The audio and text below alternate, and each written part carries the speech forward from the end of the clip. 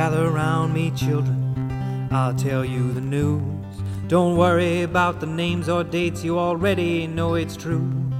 The doctor hates your baby, the prime minister's a ghost, and all them folks are sailing here 'cause they're in love with boats. Superfoods can save us from all our evil sin. JFK and Elvis own a bar in Wisconsin. And vaccinations were created by the CIA to steal votes from Bernie Sanders and turn your babies gay. So click the link you think you like and get tooled for a fight against those lefty fascist communists who are leaning too far right. Hi, and welcome to Not Another Fake Newscast. I'm Paul. And I am Gerry. So yeah, this is on episode 7, and it should be fun today. It's going to be a belter. It's going to be a lot of information for you guys to take in, but I'm sure that you are used to that by now. Oh, it's wordy. This is wordy. You're ready to come on quite the journey with us. This is going to paint you a rich tapestry, and yeah. that I vote because you don't paint tapestries. you don't paint tapestries at all. I'm going to paint the tapestry and get us to leave. Yeah, we're going to look at wholesale corruption at the highest level of government and banking. So look forward to that one. So yeah, Not Another Fake Newscast. We would like to thank everybody that's been listening and has written us reviews on iTunes. We really appreciate that, and everybody's been very positive and lovely. We would like to thank all the people who have purchased stuff for the camping trip in October, which we are doing with who, Paul? We're doing it with those conspiracy guys who I'm relatively sure that you all listen to, and also the disaster artists. So we're going there. We're going to be doing camping on the Friday, camping on the Saturday, but we're going to be doing survival stuff, Ouija board stuff, haunted house stuff. And by that I mean we're going to go to a house that's meant to be haunted. We're not just going to go to like a theme park. We'll go film us in a ship ride for 15 hours. Like, whee! You can't see me. I put my hands up there. Just realise this isn't a visual show. And then we've got a live show on the 10th of October, Tuesday 10th of October in the Sugar Club in Dublin. With those conspiracy guys heading up the show. We're going to do a bit of fake news in there. Johnny's going to do a bit of disaster artistry in there. And yeah, it's going to be quite an event. We'll put the link up to tickets on here. If you guys want to get tickets for that, you should get yourself over there. Yeah, so we'll have the tickets for that on our bit. We'll have that like on our show notes. We'll also have our Facebook, which is PGMcast. Yeah, Twitter, we're at PGMcast as well. Our Patreon is patreon.com/PGMcast. Yeah. If you want to donate to that. And we've got a PGMcast T-Fury. T-Public. Yeah, and one of our supporters, Paul Roberts, has designed us 2 fucking cool t-shirts, man, which are now available to buy up there. We've got a Media Monster one and a TTWA one. So you guys... TTWA one is a bit limited edition, but the Media Monster one will be there for the foreseeable future. We've got a couple of really good patrons who are doing a lot of things, who are actually putting together a couple of t-shirts for us, and we'll try and give them as much return as we can for that, because it's amazing. There's some people willing to actually do stuff for us. People are nice and cool, and we love you all. Oh, we really do. There's no else to say about it. The only thing that we can ask you to do is to just keep listening, man. Keep get in there, write your reviews on iTunes, man. Fucking get involved with all the stuff. Get involved in the Discord. Get involved in social media. If you can afford to, give us a couple of dollars on Patreon, because it means that we can do more stuff. We can do more live shows. We can go out with cameras and harass people whose news is fake. Fuck man, if we get enough money on Discord, I will get myself a camera and I will literally just go about media places harassing folk until I'm arrested. And Gerry won't. I don't want to get arrested again. We will also be looking at other stuff. I don't know, man. I just said the wrong thing. So no, this month's show is brought to us by our sponsors, Cornerstone, who are a massively successful UK startup, voted top 10 in the country last year, have over 135,000 members. It's quite a lot of members. You could be one of those members too. They bring award-winning razor and skincare products, more convenient, less expensive than the likes of Gillette, say. And what happens is, if you go to www.cornerstone.co.uk/fake10, you will get £10 off your first order, or you can just put the code fake10 in on the checkout.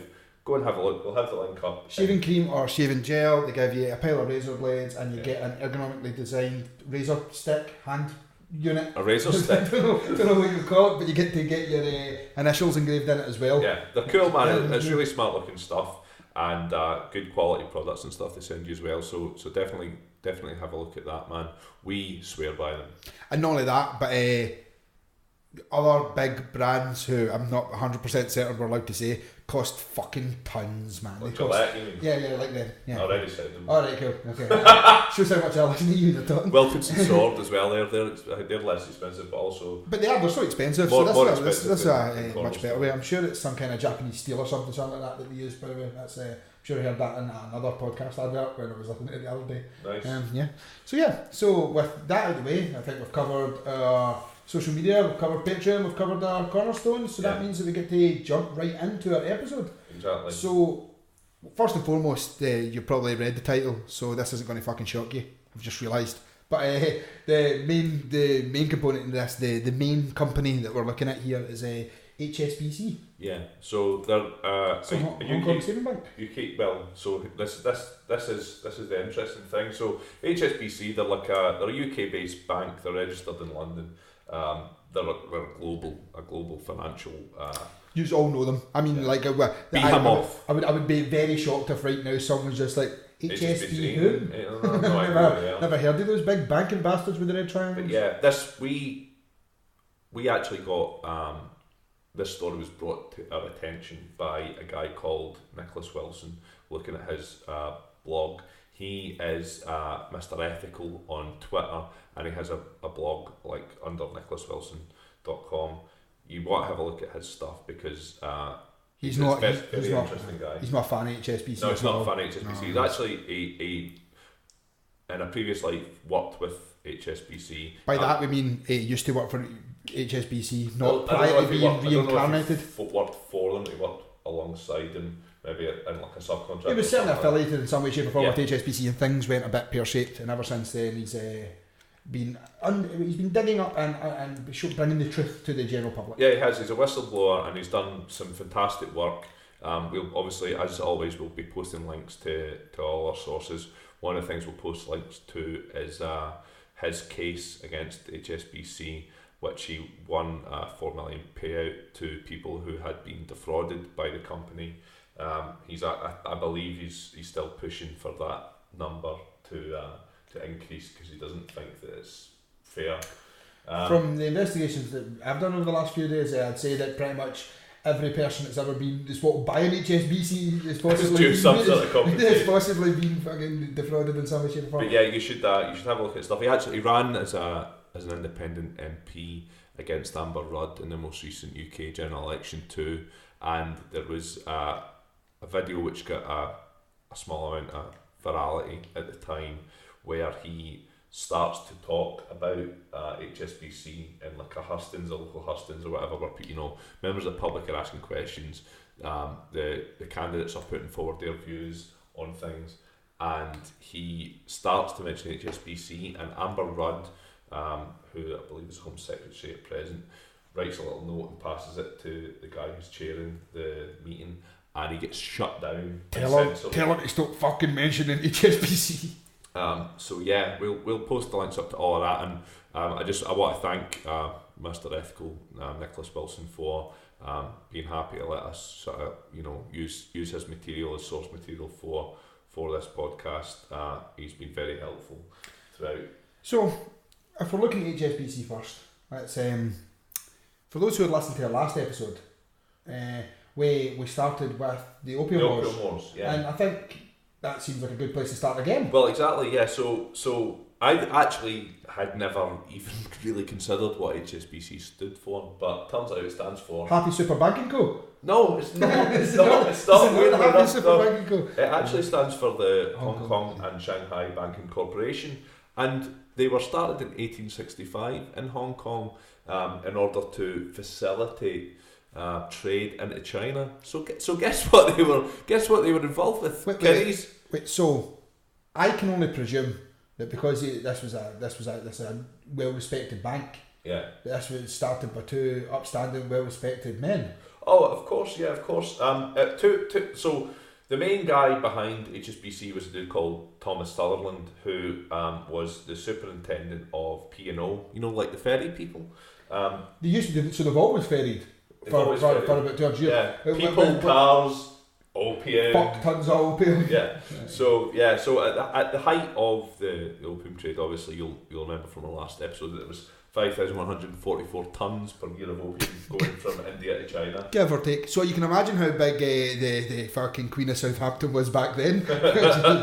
That's a P&O joke. But yeah, P&O's worldwide sales, I believe, 70% of the money they were making globally was due to the opium trade from India to China. Worldwide ferries, Gerry, not sales. What? That was a boat joke. Oh, right, okay. So Thomas Sutherland founded HSBC Bank in order to fund and facilitate this trade, and he was shipping heroin. He was shipping opium. Opium, not heroin. Yeah, that was slander. So he was shipping opium to China. Yeah. So you would imagine that the guy that he went into business with was involved in some way, shape or form with the opium trade as well. Well, the dude that he, one of the guys that he was involved with, and one of the guys who was on the first board of HSBC was Thomas Dent. Now, Thomas Dent was one of the driving forces behind the first Opium War. So in 1839, Thomas Dent, he had warehouses in Canton, and basically because of all the issues that were going on that we spoke about in the last episode, the Chinese brought the ban on opium in, and they sent in this government official called Lin Jeju. That's the best. We definitely mispronounced that. Who issued a warrant for the arrest of Thomas Dent due to the amount of opium that he was storing in warehouses there. And Thomas Dent basically ran back to the British government and was like, you need to do something about this. And that's how the first Opium War started. He then ended up on the first board of HSBC. So you can see that there's been nefarious links between HSBC and dodginess from the absolute outset. So HSBC was started by two drug dealers? Well, two opium traders, Paul. One man's opium trader. Is another man's one? Yeah, absolutely.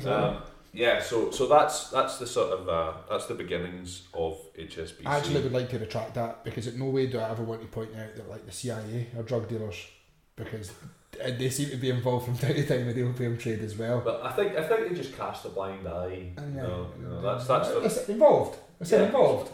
So by the same scenario. So yeah, they're all just traders.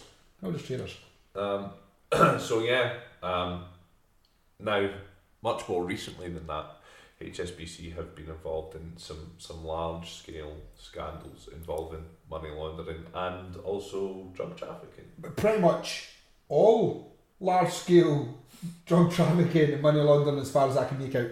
If you could imagine any country that you would automatically think they're associated with drug trafficking, yeah, you could probably say HSBC have been involved. So there was a Senate commission investigation into HSBC's wrongdoing back in 2012? 2012, yeah, wasn't it? So it had looked at everything prior to 2012. A lot of it is focused around from essentially 2009. Yeah, essentially roughly 2004 to about 2009, 2010 is when they kind of focused on the criminal activities that they've got. Now there's a lot of big names in this Senate report. You could like Michael Jackson and that kind of like celebrity name. No, see, if you were going to choose a celebrity name that was involved in HSBC, it would make sense to have chosen something more like Joan Collins or David Bowie, because we can prove that. Because we can prove that they also avoid tax to HSBC. But we'll get there eventually. So the countries, what countries from our previous episodes, Gerry? What countries stand out to you as countries that may or may not be involved in drugs. And let's see if HSBC have had a direct involvement, and this is based on the Senate report in the US, and Gerry doesn't actually know this list. Yeah, so Paul said to me earlier, it's like, you're never going to believe, like, guess who HSBC have been tied to for money laundering and stuff like that. Like, it was like, guess, you'll know all the names, and I was like, well, hold on a minute, let's not spoil this material. Let's do this on mic. Yep. So, right, okay. Well, Mexico, I know. We've got, yep. Right. Afghanistan. We've got, yep. Yeah. Yep. Direct Taliban links. Jesus. Saudi. Yep. Iran. Nope. No. Well. Hamas and the likes have came up, so there is a possibility that they've been involved with the Iranians, but not in this Senate report. Right. Okay. Fine. Burma. Myanmar. Yep. Yes, it's a biggie. Laos. Possibly again, but it's not in the Senate. Thailand. Nope. Vietnam. North Korea. Yeah, they straight up been involved in the trade of American notes going to North Korea. Colombia. Everywhere in South America. Don't waste your time. There's no point in South America. Just essentially anything south of America, anything in America, anything in the Middle East, anything in Asia or the Asia subcontinent. Well, like I read a Guardian article that said that they had been involved with countries that had UN sanctions against them, such as Iran, Libya, Sudan, Burma, and Cuba as well. Yeah, so I mean, Cuba is another one that's absolutely there. There's numerous cases where the regulators have said you shouldn't be trading with, say, for example, we'll use Cuba. Yeah. So you shouldn't be trading with Cuba. We don't want them to get American notes. And they says we won't give them American notes. And then instead what they've done is they've then said, here, have pesos. and then the HSBC bank, once they've changed all the money to pesos, have then went and changed the pesos to dollars. Like, it's fucking so dodgy, man. Like, I'm not even making that up. That actually happened. That was in the report. That actually happened, yeah. That's in the report. I'll tell you. Yeah, well, yeah, so as you look into the Senate investigation, so there was, between the Mexican Sinaloa cartel, most of the money laundering in Mexico they did was for the Sinaloa cartel, and the Colombian Norte del Valle cartel, it's estimated that there was about $881 million worth of funds laundered for these cartels through HSBC in South America, to the extent that the Sinaloa cartel were actually building deposit boxes that were the exact dimensions of HSBC teller windows. They were just walking up, boom, there you go, boom. Like that was happening that often that they built these things. It was easier. I mean, between 2001 and 2007, there was an account in the UK for HSBC that was specifically for US dollars for the Taliban, that they were told to stop running, and this is covered in the Senate report where they said you shouldn't be giving them. HSBC legal counsel had told a subcommittee that essentially that there was Taliban sanctions, and they said okay. And that's 2001, 2007. So that's when America and like the Allied forces were in Afghanistan fighting against the Taliban. That's exactly from the point that the heroin trade reduced, the opium trade reduced to almost nothing in Afghanistan, and then picked up to its highest level. So what we can almost 100% say is that the Taliban were definitely taking. We know that they were taking opium money from growing opium in the fields, and we know that they had a HSBC account in the UK which they were using to convert their money, an HSBC account, into US dollars. We can prove that. And one in Syria as well. Yeah, that's insane, man. Yeah, so essentially it happened right up to 2007. Actually, they reckon, but the thing is, they knew about this from 1999. 1999, the regulators had told them. Prince told them. Prince told them. Prince and the regulators, Warren G, Snoop Dogg, Nate Dogg. We're going to launder like it's 1999. Well, see, back then they weren't laundering. They only started laundering in 2001. Oh, sorry. Allegedly. That was millennial laundering. Libel. Yeah, Frank. But yeah, so that was a thing. Right. That was one of the better ones. We've got obviously. We also had evidence that working with Al Rajhi Bank in Saudi, who are proven to be like they were financial benefactors of Al Qaeda, one of the I think the board members, the executives of Al Rajhi Bank, actually sort of funded them from the offset of Al Qaeda. He was like the angel fucking investor. Here you go, guys. I'm gonna back yous. So like there's been orders from financial controllers and stuff to say you can't be working with Al Rajhi Bank anymore. And I think as a result of the investigation, they pledged that we're not going to do any more work with Al Rajhi Bank. And I believe that lasted so that was, about 4 months. Yeah, so actually, essentially in 2003, they were told you really can't. So the CIA were involved, and the CIA said that they were a conduit for extremist finance. Right. Al Rajhi Bank. They told them that in 2003, and they said, right, we're not going to do any business with them.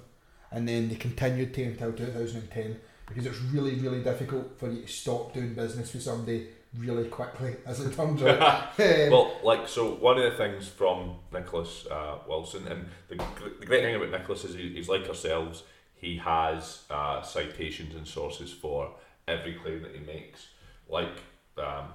Because I'll be honest with you, the first time I looked at the blog, I was like, this all seems a bit far-fetched, but the more you look at it, the more you dig, you're like, fucking hell, this is right enough. So he was sort of saying that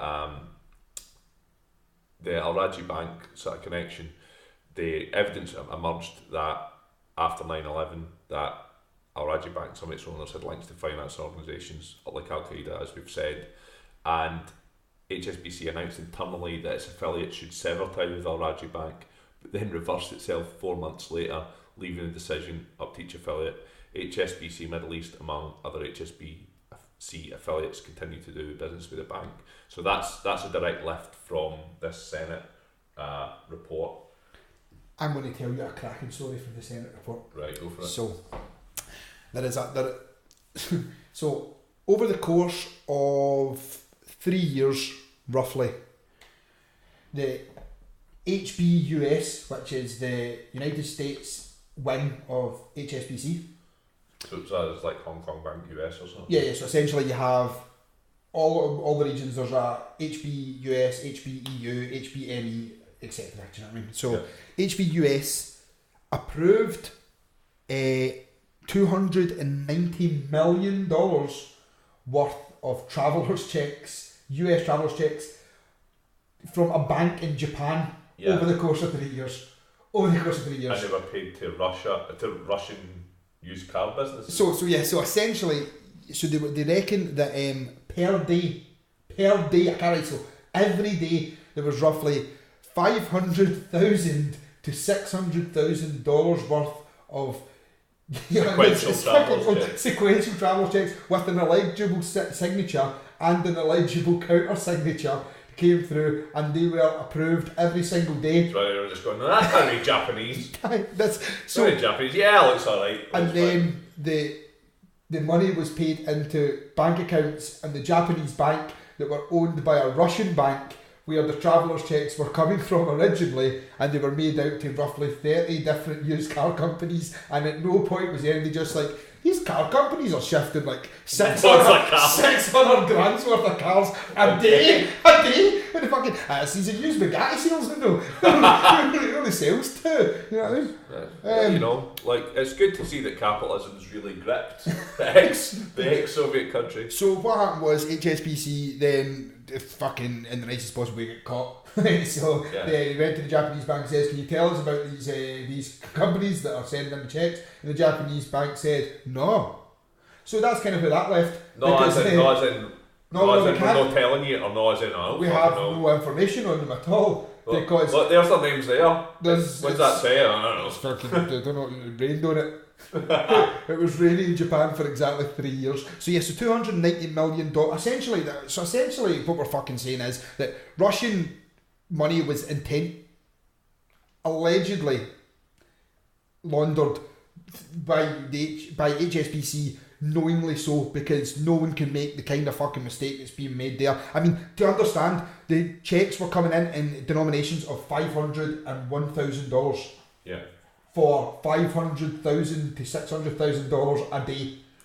and were coming in every day for a concerted period of time. For 3 years. You would think that Sequential. that would raise some sort of Something suspicion. sequential travels checks. Basically what that boils down to is, like, I mean, so HSBC, I believe, would say that, you know, at the top level, their corporate structure was not aware of all of these wrongdoings in all these different countries. It's important to say that because that is HSBC's defence, and they have a right to defend themselves. So they're saying there was a lack of corporate oversight, basically, on a fucking massive scale.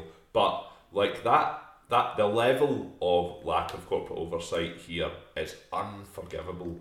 And I mean, you're talking about someone somewhere in the chain. That's their side of the story. My side of the story, looking at it as an outsider, is you guys knew exactly what you were fucking doing. That's just my opinion. So possibly not at the absolute highest level, no. But certainly someone relatively high up the chain had to be noticing 70 to 90 million quid going to a Japanese bank through travellers checks. And I can understand that.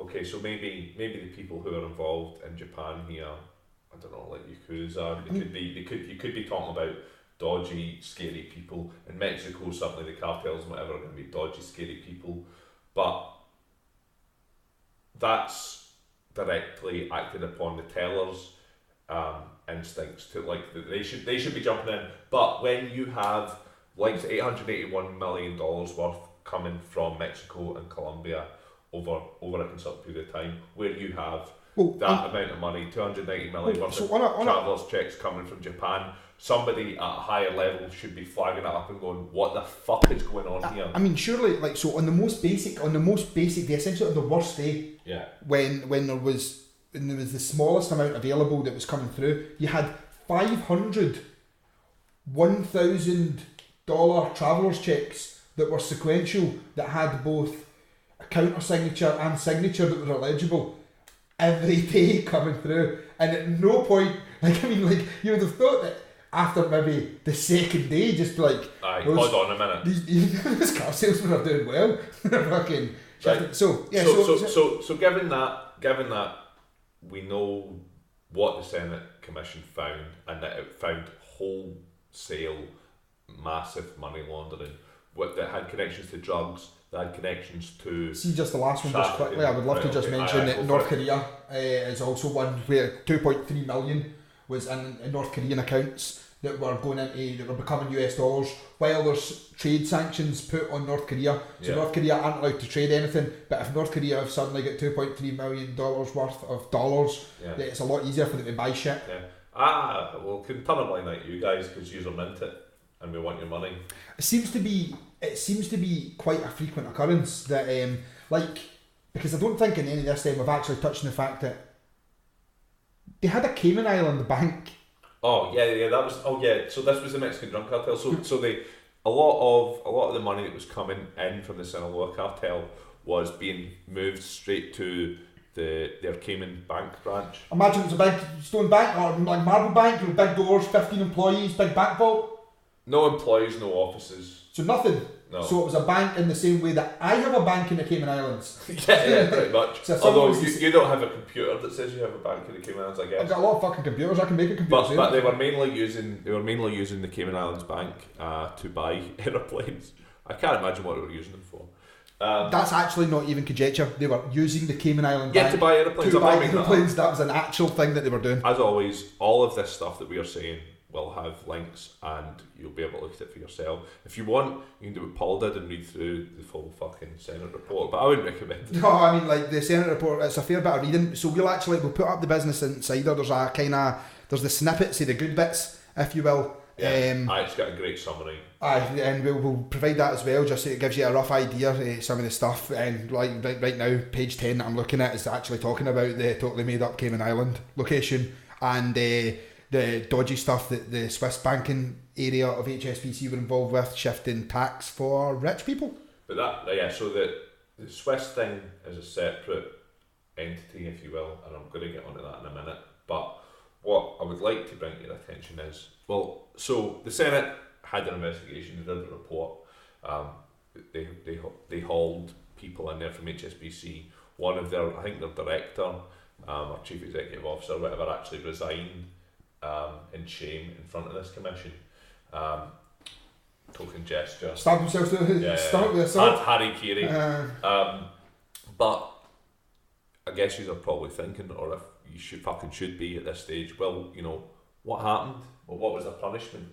So reparations, I would imagine. Well, it's important to say that the Chancellor of the Exchequer at the time, George Osborne, went to the Senate, flew over to America and pled them not to prosecute the bank because him and also the UK banking regulator, the FSA, told him that it could lead to a global financial disaster.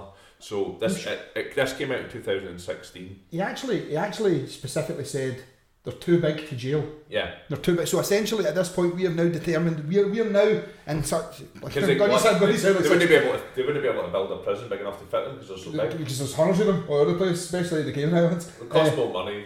It's pointless. I mean, at this point, I'm now going to sound like a total psychotic lefty, but this is a prime example of capitalism not working, because if people who are involved in banking corruption, on the biggest level you can imagine, on the largest scale you can imagine, with provable evidence that has been brought to the American Senate, but you then have the guy who's in charge of all the money in the UK going to the US and saying you can't put them in jail, they're too big. Them, you can't jail them.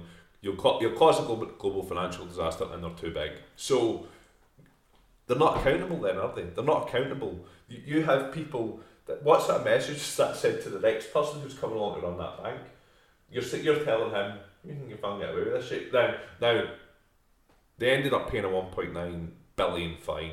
That's US dollars. Yeah, 1.4 billion UK at the time. But this congressional report was released in 2016. So when in 2012 they were fined, nobody knew that George Osborne and the FSA had intervened. Now you're fucking the UK Chancellor is going over there and saying, "Nah, don't prosecute them. No criminal action against them because it'll spark a financial calamity." Like, for American fans who don't know, I mean, so the UK Chancellor, like I said, he is in charge of finances for the UK essentially. Yeah, he's in charge of the budget and what taxes. He's in charge of that. He is essentially the guy who controls, for the most part, all the money that is coming in the UK. And also for the American fans who don't know, George Osborne's a bit of a cunt. Absolute grade A cunt. So I don't like him much. Nah, me neither. I don't think he likes him much. No, I mean, for a start, his real name's Gideon, but he changed that to work in public office because he thought it sounded a bit too public schoolboy, rich kid, which it obviously does, because he is. Yeah, or that he owns a Bible. yeah. And he's just hanging about in hotel drawers. See, if someone told me George Osborne hung about in hotel drawers, I wouldn't be shocked. He was hanging about with prostitutes and taking coke when he was at.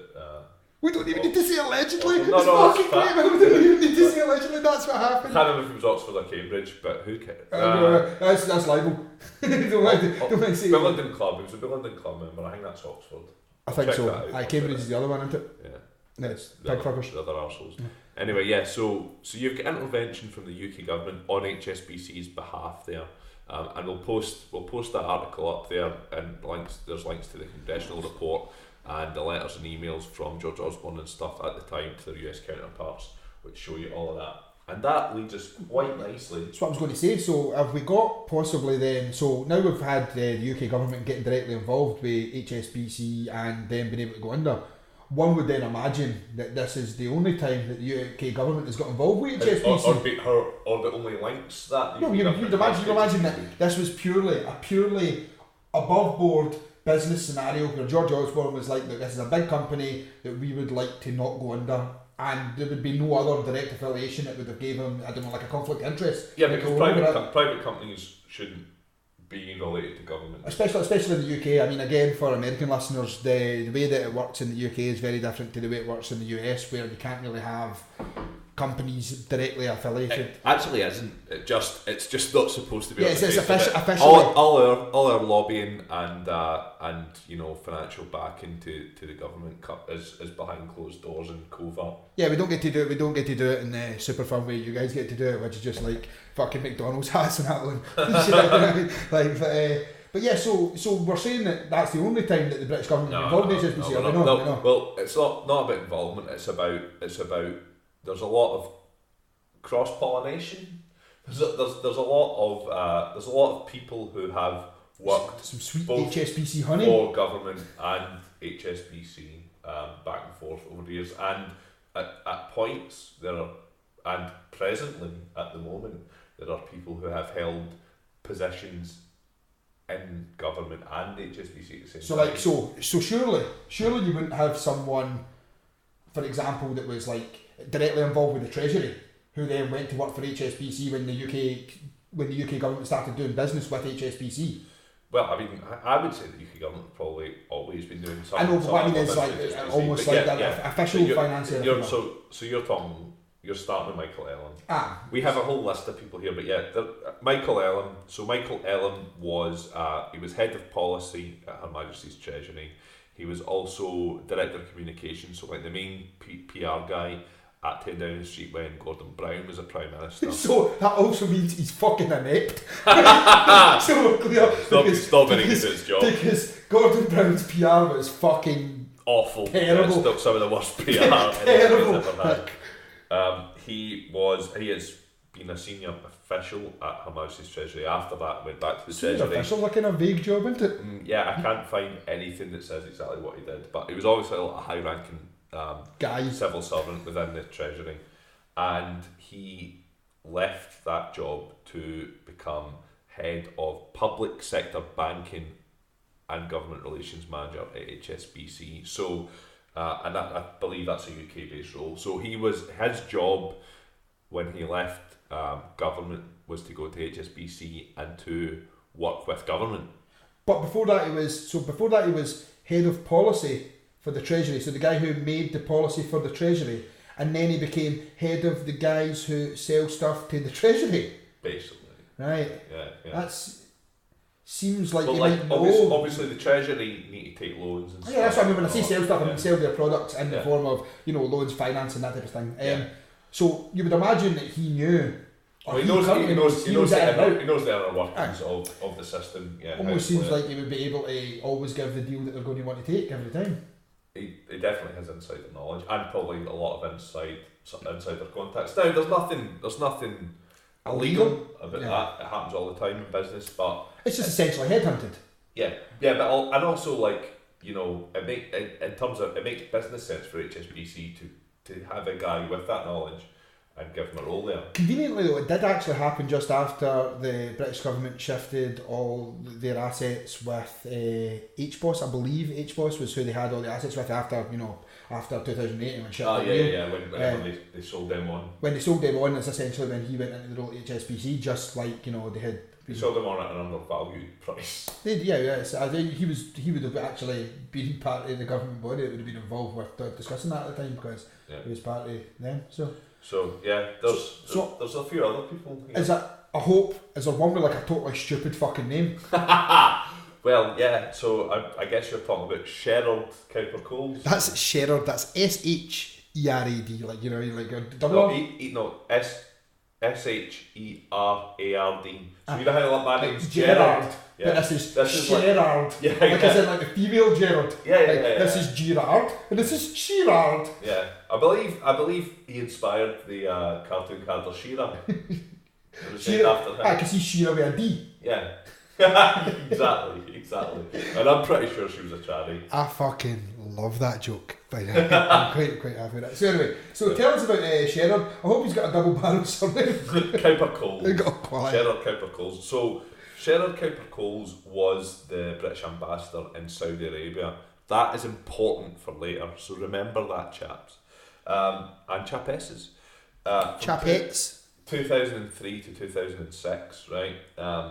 Now, he was a British ambassador at the time. There was a massive investigation into British Aerospace's contract with the Saudi military, which was worth £43 billion to supply jets. It was called the Al Yamama contract, right? Yo mama! Yo mama contract. Right, so there was ongoing investigations in the Al Yamama contract for like 20 years plus. Eventually, British Aerospace did admit that they had lied to investigations, and they falsified the truth, I believe, is the and they falsified accounts as well. They falsified documents and they misled people who were investigating, and they paid $300 million settlement to both US government and in the UK. But at the time that Cheryl Cowper-Coles was the British ambassador to Saudi in 2003-2006, there was a serious fraud office investigation into this business deal amid allegations of corruption, etc. So I prefer non-serious fraud. Yeah, no, me too. Like, silly fraud. Yeah, like got something in your nose. I've still your nose. No, I'm getting the non-serious fraud office on you. Less £1 million fines. And stuff. The less people trafficking involved. So you were talking about BAE.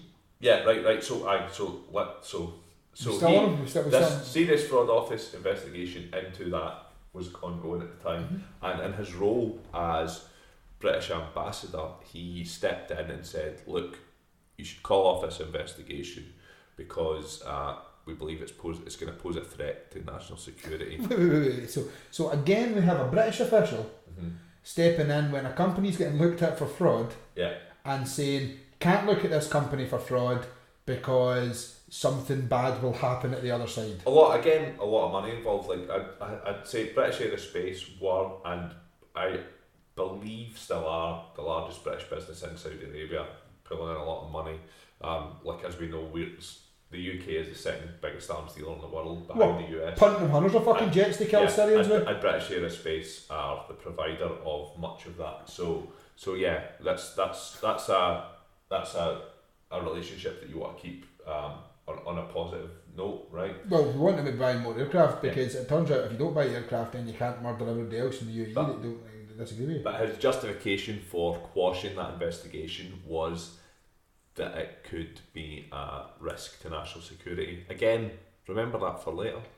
Now, in 2011... So that's two people that are both... That have intervened in... But what I was going to say, so they're both... But we haven't even linked him to HSBC yet. Oh, that's when he was ambassador. That's what I was just going to get to there. Yeah. So this is the next person who is now involved. So remember, he intervened on behalf of British Aerospace when he was British ambassador. In 2011, he was made British Aerospace's International Development Director and Group Head of Government Affairs. So it's almost tell a lie. He was made International Business Development Director for British Aerospace, right? Which almost seems like some kind of reward for helping them out in the past. Imagine like you had stalked him getting fucking sued. Allegedly. Yeah. No, he had certainly helped with them not getting sued. I mean, he intervened. He intervened to the alleged part was that he was doing it just to help them, and there wasn't an actual reason. Or the alleged part was that he got the job because of that. I'm sure he got it on his merits. He's got a specific skill set. But he now works as Group Head of Government Affairs for like Middle East and Asia for HSBC, and is the Director of HSBC Europe. So that's Cheryl Cowper-Coles, and that's his links to UK government and HSBC, and also British Aerospace. So was there anyone else that works at HSBC now that was maybe involved with like British Aerospace or possibly the British government? Yes, massively. So every cunt. so that brings us on to Rona Fairhead, who up until very recently was the chairwoman of the BBC Trust. Rona Fairhead, we will talk a little bit about her later, but suffice to say for now, she was ex-British Aerospace consultant. She is an ex-HSBC director. She was ex-part of Cabinet Office who had oversight for intelligence and security issues, and she was chair of the BBC Trust. Now the BBC Trust has been restructured. Are we going to cover her now? We're going to discuss her at the moment. Well, no, we're going to get onto that in a bit, but there was a lot of controversy over her. The government at the time basically tried to appoint her straight from BBC Trust onto what's going to replace the BBC Trust, but we'll get on to that later. But that's her link. That's her links to British Aerospace, HSBC. So she was involved in the UK. So she was involved in intelligence with Yes. the British government. So was there anyone else in the British government that's now working for HSBC that was involved in intelligence? Lord Evans. Lord Evans. So Lord Evans is the ex-head of MI5, ex-head of British intelligence. He was heavily involved in like the troubles in Northern Ireland. He then Whoa. well, like that was his major remit. That might be liable. I don't know how much he was heavily involved in the troubles in Northern Ireland. Like, you know, big on car bombs, big on nail bombs. Yeah, the lovely pair of tan trousers, black Big on car bombs and the causes of car bombs. He was ex-head of MI5, quite a significant role obviously in British government there and in the public sector. He is now a director of HSBC, and he also is a director of a company called ARC Data Centres, who have the fucking contract for data.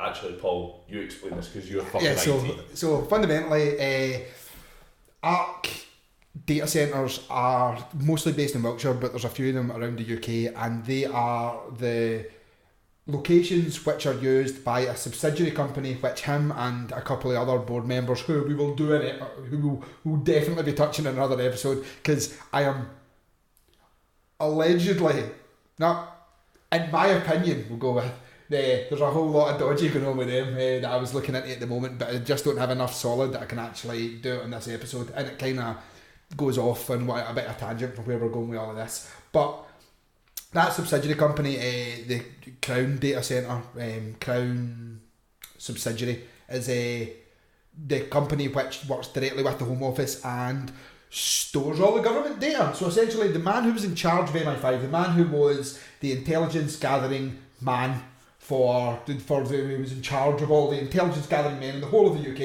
is the man who now stores all the data for the UK government. But it's so all the .gov websites, all of their see, when you fill in a form for, say, anything.gov, so I don't know, your tax or your claims, any of your claims that you make or anything like that, you know, it's all super secret information that will not go anywhere. That's correct, but it does go to the servers. Electoral register and stuff. Yeah, all of that. Voting information, exactly, and any of the censuses and stuff like that, all the stuff that you get that, you know, is collected by government agencies to be used. It also goes to the server that is owned by the man who used to be in charge of MI5. Now, I'm not saying that there's a direct kind of, maybe conflict of interest isn't the right way to summarise it, but you can easily draw a line between this man was in charge of MI5, so literally while he was at work for a long time, every company he worked with was a spy, right?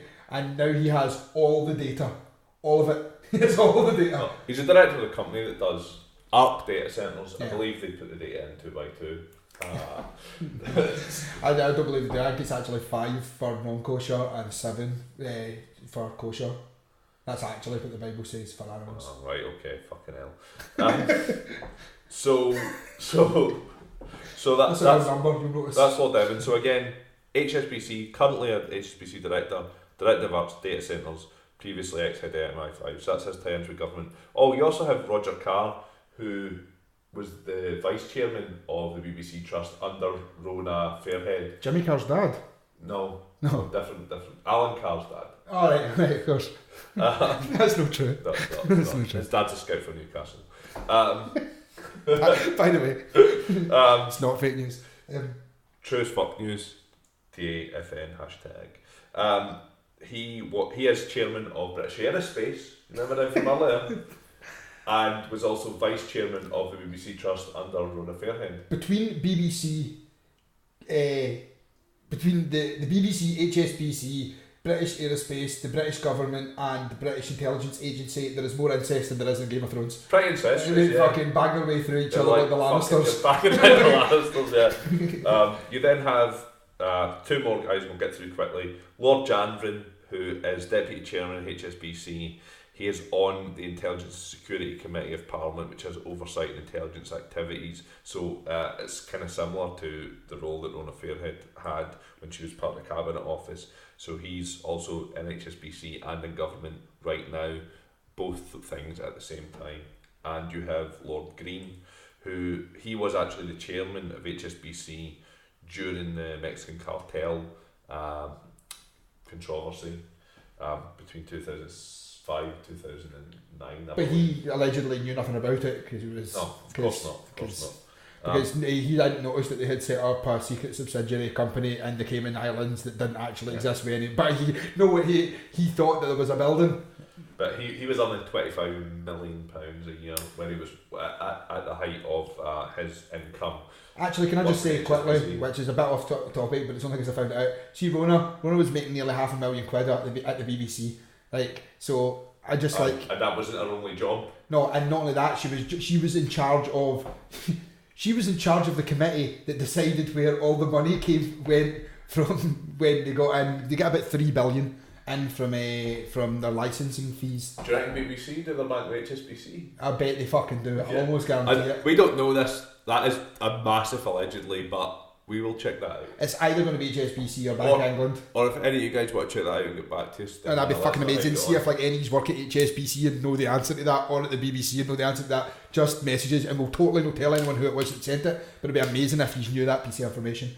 But yeah, she was getting nearly £500,000 to be in charge of the group of people who decide where the money gets spent that comes in. So if I was in charge of £3 billion, I'd be like, oh, well, at least $500,000 it has to go to me. This fucking chancellor. But yeah, so Lord Green was earning £25 million when he was chairman of HSBC. When he left HSBC, he became the Minister of State for Trade and Investment under David Cameron's Conservative government, which meant he was also working alongside George Osborne, very closely actually with George Osborne, because he was Minister of State for Trade and Investment and George Osborne was obviously the Chancellor. And he'd been working alongside your man as well, Michael Ellen. Definitely. Yes, he was definitely working alongside him. So yeah, that's a brief overview of the incestuous nature of Sexty Lannister HSBC love triangle that we've got going on with British politics. It's like HSBC and his bay. That was a British in a space joke. I told Gerry I was going to try and segue into this at some point. So glad I did. So that the sort of BBC Trust stuff brings us over to the evidence of how HSBC have used their financial might to suppress negative press. This is where it gets intense, isn't it? I mean, this is us moving towards the crux of the crux of this episode, the big bomb the reveal. Sex bomb. No, that's something different. We're not quite there yet. So HSBC, just like a real sex bomb. Just like at the tickly bit. Yeah, just at the tickly bit. HSBC press suppression. Right, if you look into some of the major things which have happened. So you started talking about the Swiss issue with tax evasion and HSBC that were involved in. We never really got onto that, so this would be a good time to mention it. Yeah, I mean, so there's been a couple of different things. There's actually currently, and so we actually have to watch what's being said at the moment. I know we're not exactly a massive influence in anything, but to be honest, but we have to watch what's being said because there is currently. I'm not even a massive influence on what happens in my house on a day-to-day basis. True that. But yeah, we have to watch what we're saying because there is currently an investigation at the present moment regarding about 7 high up HSBC officials from Switzerland who were involved in allowing people who had lots of money avoid paying tax in the whole of fucking Spain. So essentially they were shifting money out to other banks like Santander and stuff to make sure that the money wasn't sitting, so they weren't going to be paying tax. Yeah. That's one of the things that they've been involved in. Yeah. There's also a pile of celebrities as well. It happened like it was around the 2006-ish period. Or when the sweet period for HSBC. When Stephen Green, Baron of Piers Point or whatever the fuck he's called now, when he was in charge. But I believe might not be 100% right in saying this, so I've qualified that, so I can now say what I was going to say. I think that what's happened there is that when that controversy first came to light in around 2009, the Spanish government, which were in power, would have been like more pro-capitalisation, more like a Tory kind of government in Spain.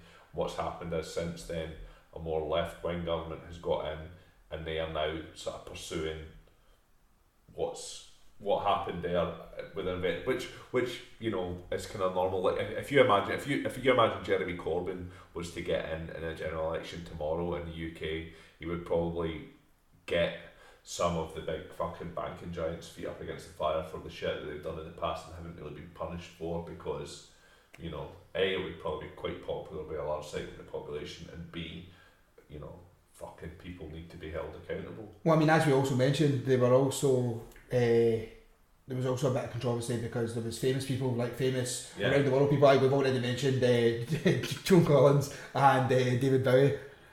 We didn't. No, we did. That was prior. Oh, was that when we made the joke before the episode? Alright, I apologise. Well, essentially, so David Bowie and Joan Collins, amongst others, have been listed who essentially as people who were using HSBC in Switzerland to avoid paying their taxes. As we know, many people who are higher up the food chain, if you will, do. Just so happens they're actually on a list that's published, and there's an investigation about that as well. Again, we'll stick links on there, but at the time that this controversy was revealed by the UK press, The Guardian did a big expose on it about tax avoidance and how these people are all getting away with it through HSBC's Swiss arm, and HSBC responded. Swiss arm. Swiss arm e-knife. And HSBC responded to that by, it's alright, I thought there was a moth in the room, but it's only daddy long legs, I'm not scared of them. But yeah, scared of moths. Very. They pulled their advertising to The Guardian, which was a significant amount of money. So it's the type of thing that, like, that could really really hurt or cripple a paper. Like, I mean, granted, The Guardian is slightly bigger than most, but the Guardian, like, I don't know if you guys read The Guardian much. Like, they are the left wing equivalent of some of the more like biased right wing press, I suppose. You know, they have their view, and they're always going to push the sort of social justice aspect. They're very left wing, and they push their agenda constantly. If that's your agenda, it doesn't matter. And also, you know, they're sort of left to liberal elite. They definitely have an agenda, but they are ran by a trust fund. And if you read The Guardian, you will see at the end of every article there's basically a fucking begging letter now going, do you like reading The Guardian? Do you want to give us money? Money? Every website page that they've got, it's like, you know, at the bottom it's just like, did you enjoy that article? Because if you don't give us money, then you won't see them again because we don't have any money. Because as it turns out, most of them, allegedly, most people who are really rich are right wing. But yeah, true. But I mean, yeah, like it's essentially left wing ideology is much more appealing to those who have nothing, because it means everybody has nothing or a wee bit more. Whereas when people have got loads of things, it's much more appealing to be right wing to keep your stuff. I'm specifically looking for a comment that was made to me by somebody I know recently in regards to advertising in the UK print press. But essentially, you know, print press is a dying industry. It really is.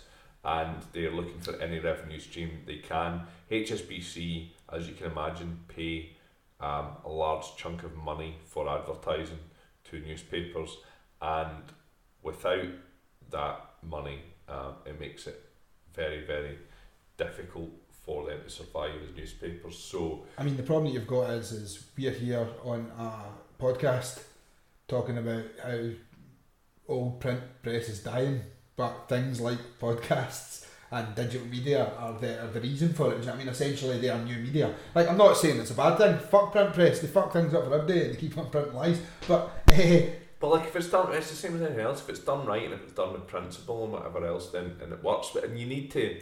Physical paper though. We've.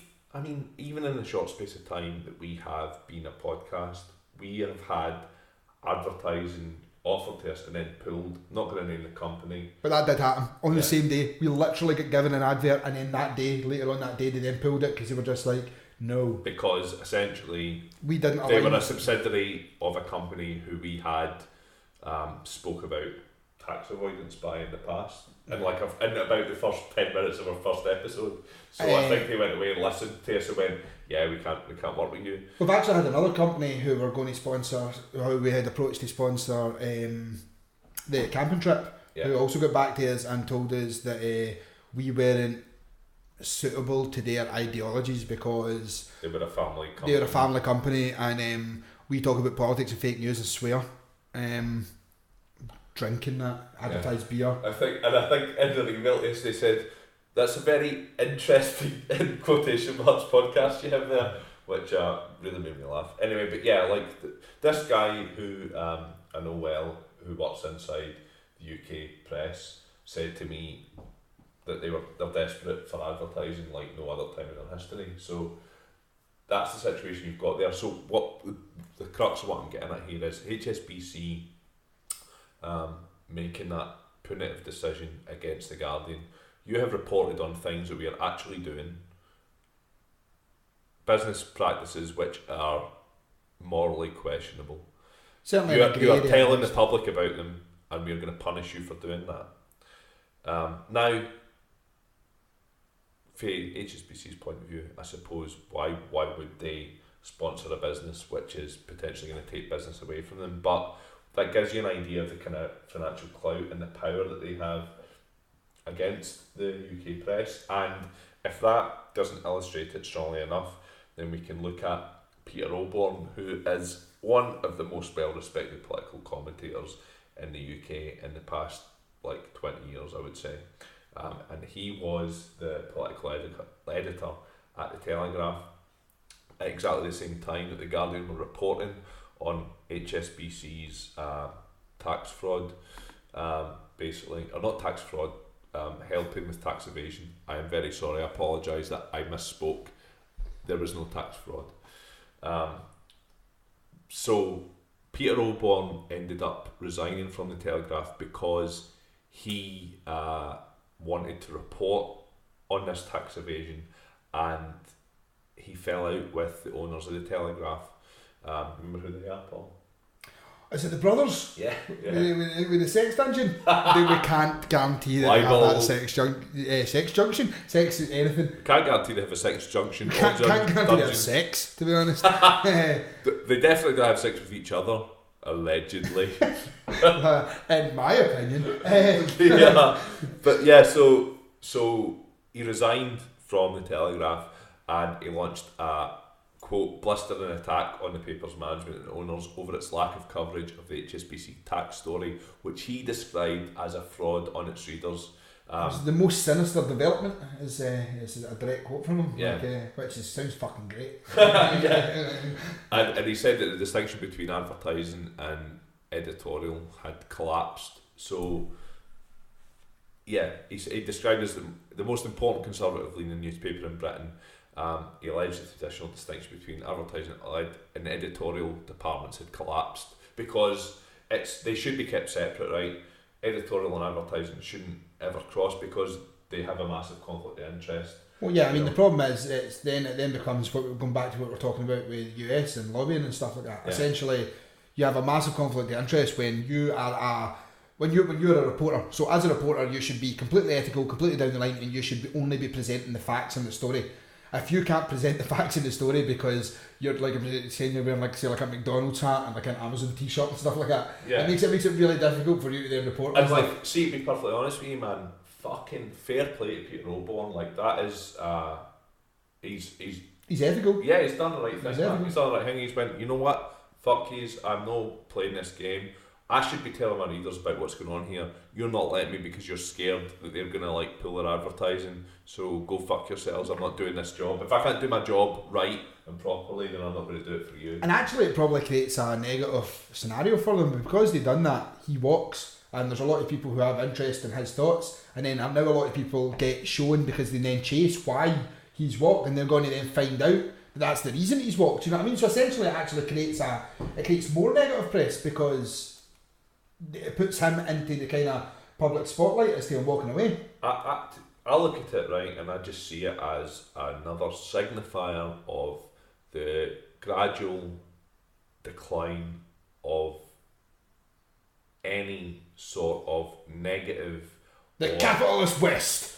No. It's the decline. It's the decline of the press. It's the decline of the press in the UK for being any kind of dissenting voice or for being any kind of check against government and big business. Well, they were originally like journalists. They're supposed to be poor men's guardians, right? That's what we were taught when I was at university. Poor men's guardians. You are there to make sure that corruption and stuff on the scale that we are talking about isn't happening. And if it is happening, that it's exposed. Exactly. People are held accountable and that the public are aware of it. Now, if you've got a situation where one of the major fucking newspapers in the UK, and it won't have been the only one, by the way, are afraid to report on a story because they will lose advertising revenue, then how is the press able to do its job? Like, there should never be a fucking situation where you know, this country is relying on cunts like us. No, absolutely. Fucking standing here. And we're slowly but surely getting to a dangerous scenario even in this media where you've got talk of like the British government getting involved in what's censorship and net neutrality stuff and stuff like that, and that then creates something very similar like this again, where you're then closing down the ability to speak out against the government, to speak out against big companies because they are stopping it from happening. That's the danger, and that's why, see, if anyone ever asks you how you feel about net neutrality, fucking don't be for it, because what happens is it's the first step in being able to have control on the internet. And I know me and Gerry don't agree on this, but as soon as you allow the government to get involved in your internet, you then allow your government to be involved in your internet. Yeah. Right. I disagree with Paul, but that's a debate for another time. In fact, we might do like a half-hour short or something with me and you arguing about this. We might actually do a half-hour short with me, you, and arguing about it, and I might get someone to also join my side, and Gordo could be on your side as well, since you two have got the same view on it, and I most certainly don't. In fact, there's already a fucking video of this happening on Those Conspiracy Guys' YouTube channel. There's a video of me, Gerry, and Gordo arguing about this for about an hour. There's a link on ours as well. Actually, it's on our YouTube channel. We'll put the link at the bottom of this episode if you're interested in watching us shout about it. All of that brings us nicely then onto the BBC. So I think what we should do is maybe go back and we should talk about Rona first. I don't know if you heard. We should maybe talk about her placement in the BBC, where she stands, and then we can talk about how the BBC maybe have been protecting HSBC from time to time. So Rona. So Rona Fairhead, yeah, we know that she's obviously the chairman of the BBC Trust, or was until very recently, and we know that the structure of how the BBC is going to be controlled has changed slightly, so they're moving into having... Yeah, so essentially at the present moment there's like a trust that's in charge of it, and they're now moving to a more corporate type business structure where they're going to have like a CEO and a board, and then in theory when it was put forward, the idea would be that would be an elected board, or they would have job interviews, and you would actually go out and headhunt the right person for the job, rather than it being quite at the present moment, because it's a trust, it's essentially a very kind of political, you scratch my back, I'll scratch your kind of placement scheme that they've got going on at the present moment, where people hold positions because they have been government officials, or because they have been, I don't know, like high up at HSBC or high up at BAE or high up in the intelligence agency. But yeah, that's how it works at the moment. That's how the trust works essentially. It works with placement of members, whereas they were wanting to move on to a more corporate structure. They've moved on to like a BBC board, yeah. Like a corporate structure, like a business. Yeah. Like it is.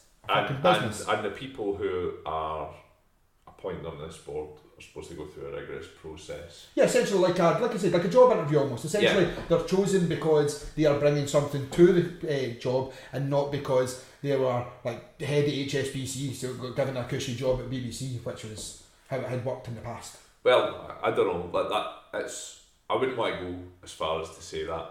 I think there has been times in the lifetime of BBC Trust where it's been managed well, and there's been times where it hasn't. And I think recently it hasn't. What I'm so we're clear, that isn't a negative attack on the people who were running it, but the way that they get the positions and the way that the persons have been, because it was a trust, was different. They can be given the role rather than have to go through an interview and have to be chosen for the role. You know what I mean? Well, I think they had to go through interviews and stuff. But I think a lot of people were very surprised when Rona Fairhead got the role as chairwoman of the BBC Trust, because she wasn't somebody who was in the public eye. She wasn't somebody who had any. But they didn't know her involvement with HSBC. So that's where the problem is. Like, if they realised, just be like, oh, I didn't realise. So when the BBC board was set up, it was basically decided behind closed doors that Rona Fairhead moved straight from being chairwoman of the BBC Trust to becoming the chairwoman of the BBC board. Well, essentially the person in charge of the board, the CEO of the company. Yeah, and it was only after like months worth of lobbying by backbench MPs and shadow cabinet and whatever else, SNP, fought against it to the point that there was like an investigation, and eventually she stepped down from her role. But I mean, they basically tried to backdoor her into the role. And I'm sure without going through due process. So did you have like? I mean, I'm guessing there was some people who supported her and her wanting to stay in that role. Yeah, like I think I need to have a look at it. David Cameron is actually the answer to that. I was trying to set you up there for a scenario, but essentially David Cameron certainly did, and also I believe either the Chancellor or the Culture Secretary. Yeah, it was one of them that, who also had direct back in. They essentially stepped in and said, no, she is getting the job. And the other, and she's qualified because she went through a rigorous process to get this job in the first place. So the fact that we're changing the structure doesn't change the fact that she's fit for purpose. The point that was brought forward was the reason that they're changing the structure is exactly that, is to shake it up, to change up the board, you know, get rid of the cobwebs and stuff like that, bring in some new hip millennials or something. There was probably no intention. But it was only after massive political pressure that she was forced to step down. And that's the thing. She was still getting the job. Yeah. She stepped down. Yeah. So I mean, if she was willing to take endless amounts of horrendous flack, there's an argument that she could have still taken the job. She stepped down. Yeah, I think she stepped down because they didn't want to be seen to make the decision, because that would have proved them to have been wrong in the first place.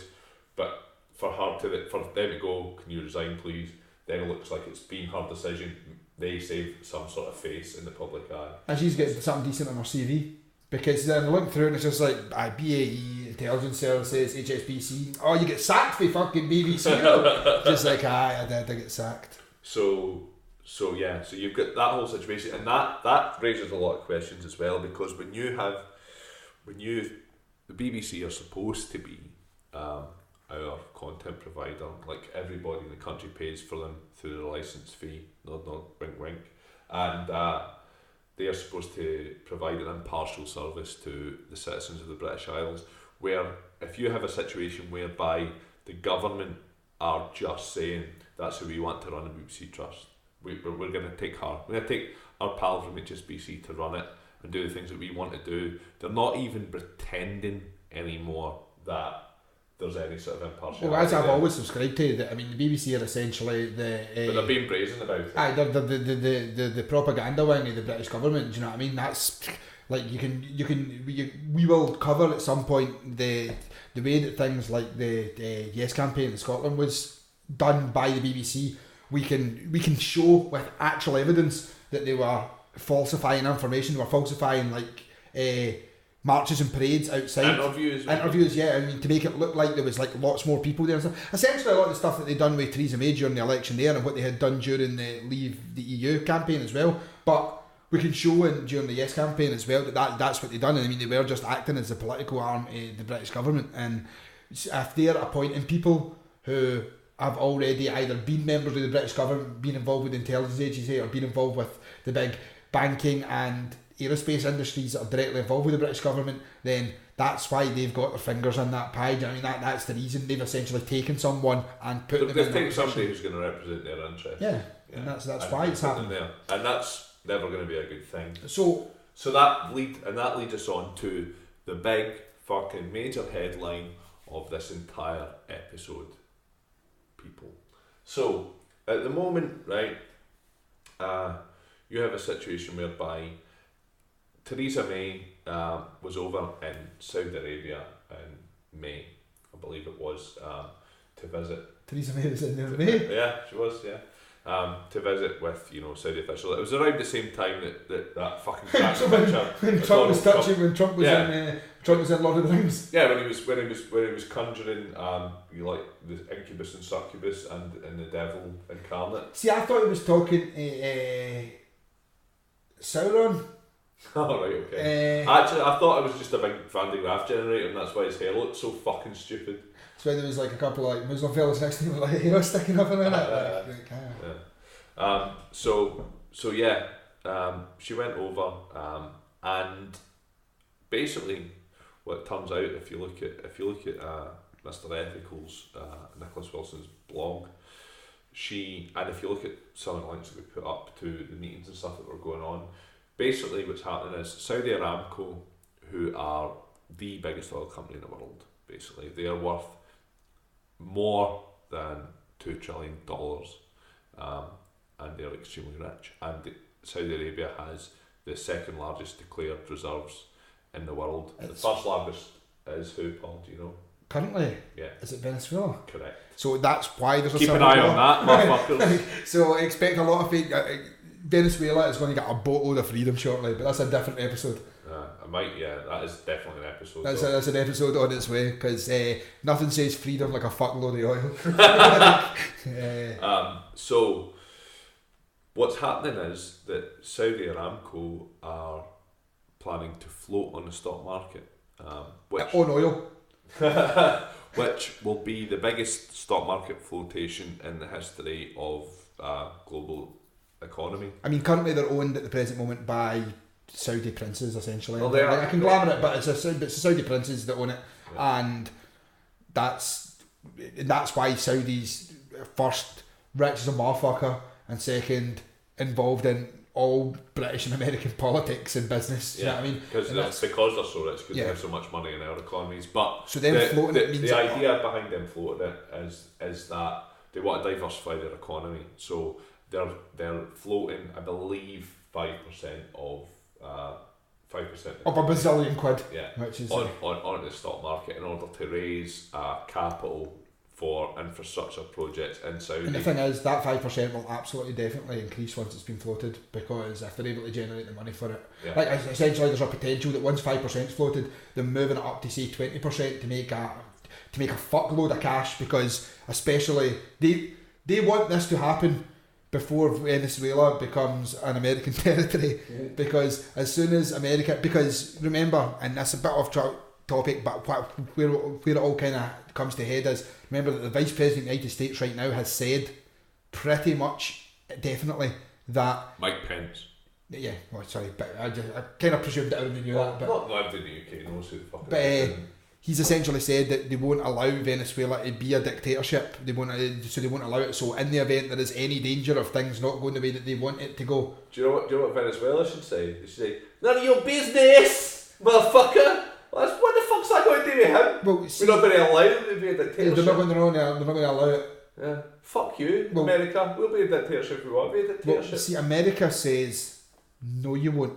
That's their stance. Their stance is, it might be your country, but you've got oil, so you will be yours. Oh yes, you will be yours. Fuck yeah! That's it. They've just been like, I don't know if you've seen what happened in like literally anywhere else in the fucking world that we've found resources, but we will find a reason to invade you. Anyway, that's kind of going off subject, but what I mean with that is, once there's a scenario where America, we can't say America's definitely going to invade Venezuela, but as soon as Venezuela is stabilised and it starts producing oil, that means that in the Americas they'll be able to produce more oil than they're able to produce at the present moment. I'm not going to stick my neck out and say that if North Korea weren't fucking jumping up and down and being arseholes at the minute, that Venezuela would have already been...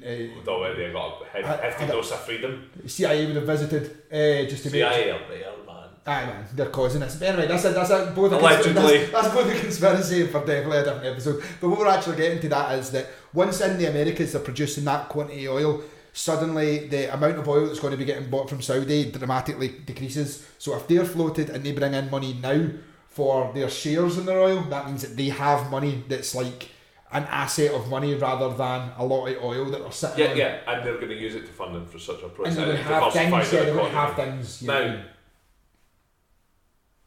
from having lived in Saudi, I can guarantee that a lot of that money is not going to be spent with Saudi companies. It's going to be spent with foreign companies who are going to be coming in and building stuff for them, whatever, you know what I mean. Well, it's going to be like Halliburton. So there's going to be lots of opportunities for Western businesses to get involved in large roads and buildings or whatever. In whatever way they're diversifying the economy, we stand to make money out of that. So it's a positive thing for us.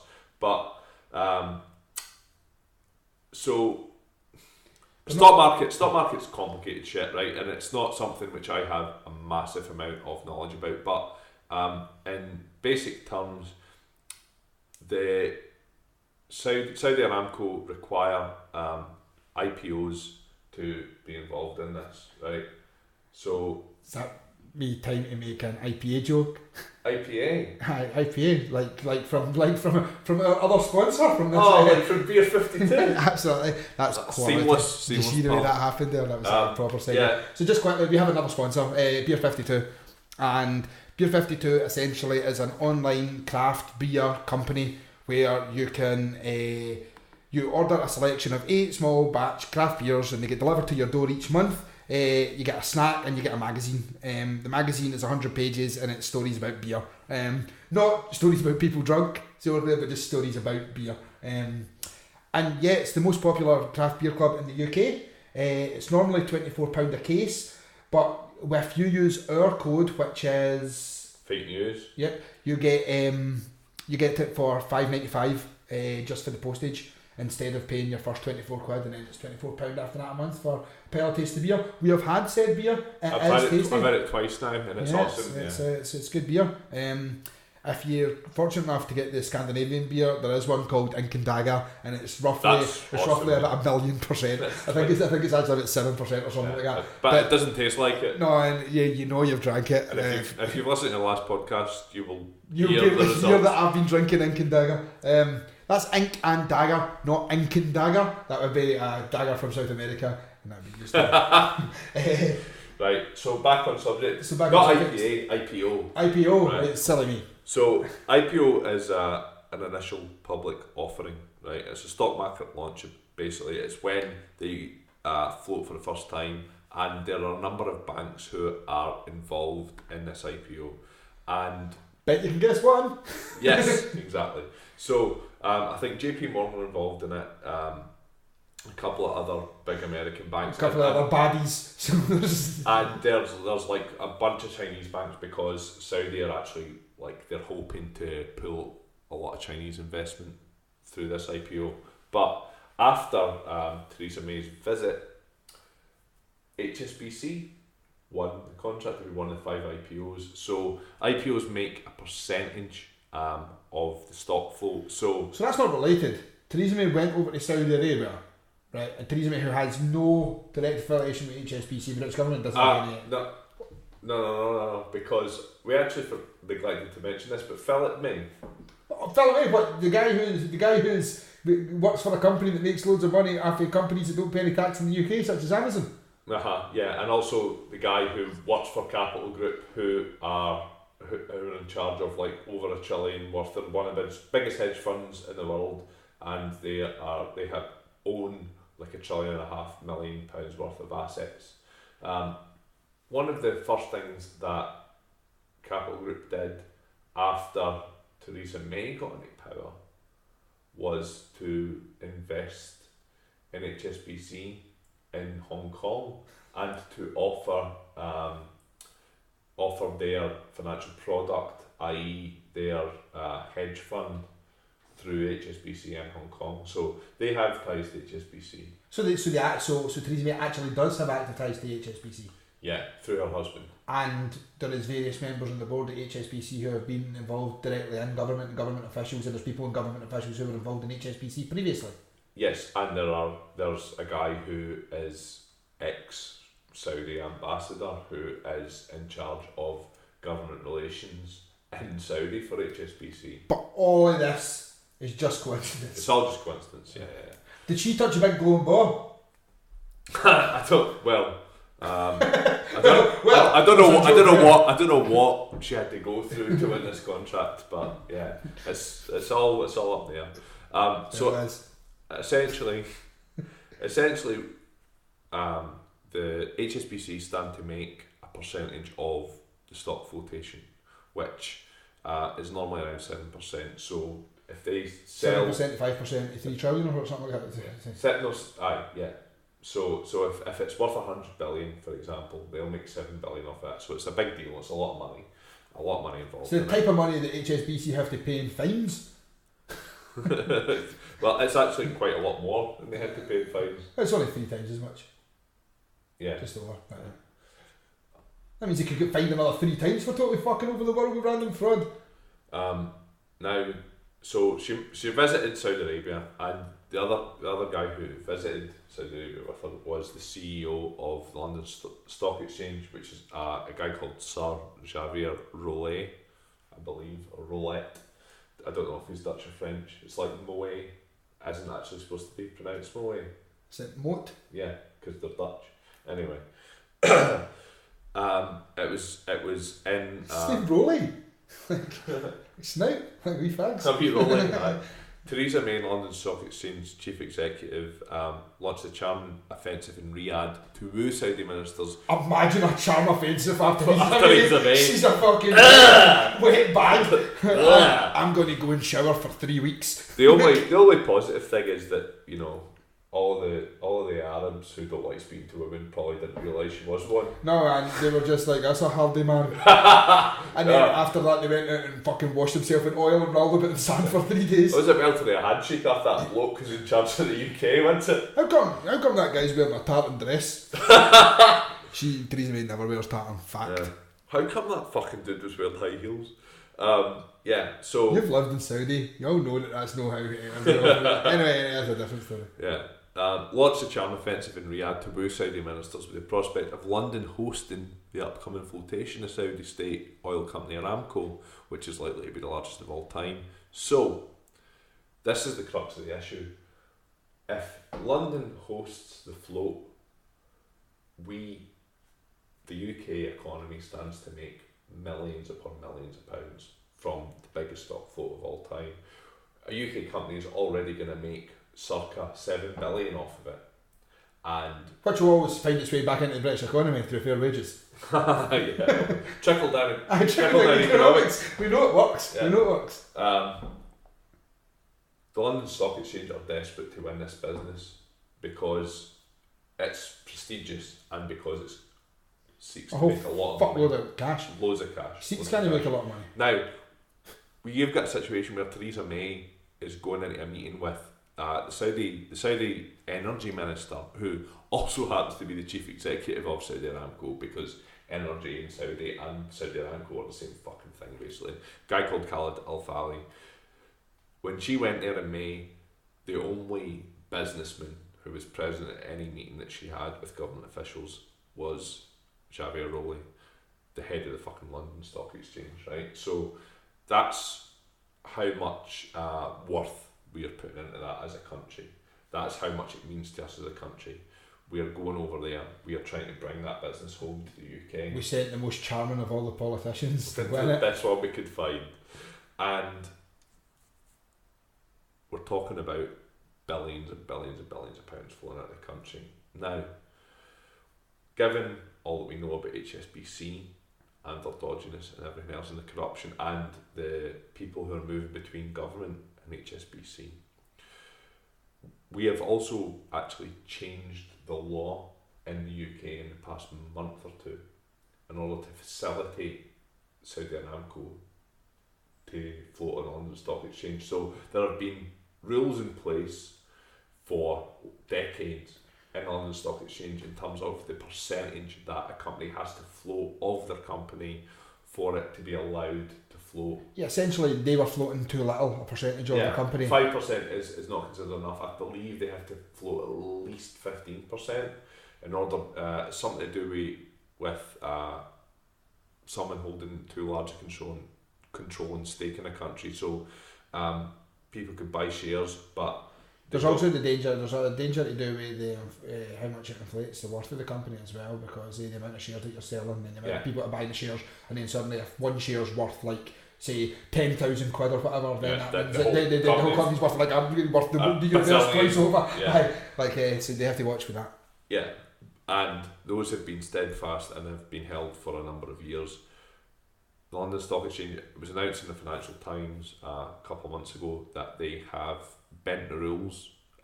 Change the rules. Change the rules, yeah. Not even bent the rules, because bent the rules insinuates that they're kind of turning a blind eye at, but that's not what they've done. Essentially change the rules now. Yeah, they've in writing changed the rules in order to allow a company potentially in future to float at 5%. That's why I'm going to float 5% at Paul's Party Palace. Now, obviously, if you look at that objectively, the only reason that they're doing that is because they're trying to set the groundwork to allow Saudi Aramco to float on the London Stock Exchange. What you mean, like after they brought the stock exchange guy over to Saudi to talk to them about it? Yeah. So it means an awful lot to the UK, and this is where we get to the allegedly part of the story.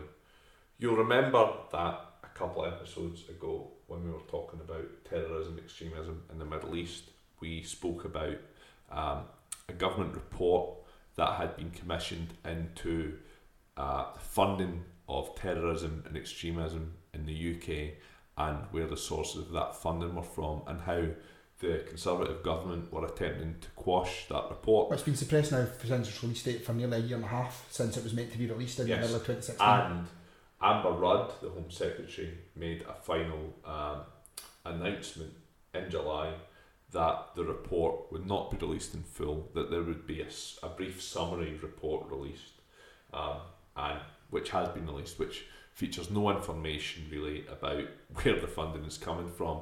And there has been massive speculation from the Liberal Democrats, from Labour, from the SNP, that the reason that this report has been suppressed is due to the fact that it ties Saudi. It ties the UK. It ties the UK and Saudi to terrorism, directly. Yeah. Essentially. Which, as we spoke about earlier on in this episode, we already know that there had been direct affiliation with banks that were like affiliated with HSBC. Who were affiliated with HSBC and were also Osama bin Laden's pearl necklace. And that's a golden chain. Golden chain. Yeah, but they've got links with Hamas, they've got links with Al-Qaeda, they've got links with ISIS. Now, there's been conjecture in the UK press that the reason for the report being suppressed now, the official reason that Amber Rudd gave was that it was a national security threat. The answer that was given from, likes of Diane Abbott or Jeremy Corbyn or whoever else was on the Labour shadow cabinet was, well, you can fucking blank the pertinent things out if you've got worries about. I don't think there's enough blacking to be able to black it on the bits that you have to black it in that report. No, but if you're saying, well, we can't reveal this because of national security, we can't reveal that, you can still say that that's linked to Saudi. 75 pages of there was terror. Yeah. That's it. And the reason that the press in the UK seem to have come up with for this is that they don't want to tie the UK government to Saudi. They want to tie the arms deals to Saudi when we know that we're selling lots of arms to Saudi. They're being used in Yemen. They're being used. Yeah, I see. Essentially, what you always have to remember is terrorism, and we did speak about this in the other episode, but terrorism is essentially a kind of fluid definition. So a report on terrorism, if weapons are going to Saudi and then weapons are being used. No, but it's not even that. It's what I'm saying is that Saudi, we're doing billions worth of business with Saudi on arms, and we don't want to in any way endanger that business by releasing a report that ties Saudi are doing all sorts of terrorist activities that we know that they are. And so the UK press, like the Guardian, the Independent and stuff, have said this report's been suppressed because they don't want to endanger arms business to Saudi. But what we are suggesting, allegedly, what is being suggested certainly, and what Nicholas Wilson is suggesting, is that the real reason and the far bigger picture and the far larger amount of money potentially to be made and the far bigger ties to British government that have led to this support being repressed is the Saudi Aramco float on the stock exchange.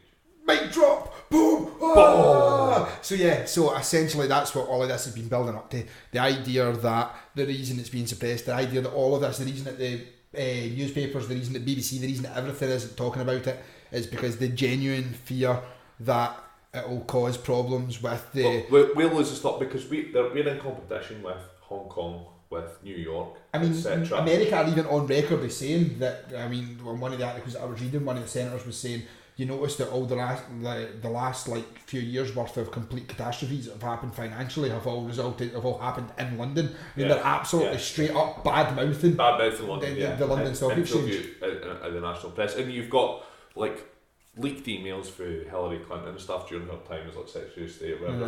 Let's touch Wayne's in a pizza house. No, that wasn't real.